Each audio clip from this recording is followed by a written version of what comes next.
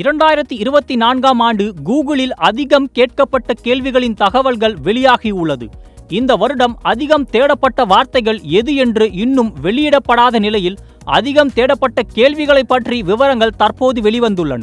கூகுளில் இந்த வருடம் அடிக்கடி கேட்கப்பட்ட கேள்வி என்னவென்றால் என்ன பார்க்க வேண்டும், அதாவது வாட் டு வாட்ச் என்பதுதான்.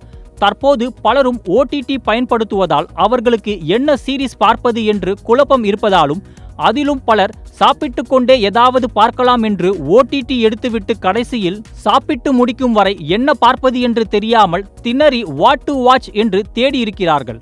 இது கேட்பவர்களுக்கு ஆச்சரியமாகவும் நகைப்புக்குரியதாகவும் இருந்தாலும் ஒவ்வொரு மாதமும் 7.5 மில்லியன் பேர் இப்படி தேடி இருக்கிறார்கள் என்பதுதான் உண்மை. இதற்கு அடுத்தபடியாக வாட் இஸ் மை IP, அதாவது எனது IP என்ன என்றும் அநேகர் தேடியுள்ளனர். சராசரியாக 3.6 மில்லியன் மக்கள் மாதம் இந்த தகவலை தேடியிருப்பதோடு சிலர் what is my IP address என்று குறிப்பாக தேடியிருப்பதாகவும் அந்த தகவல் சொல்கிறது.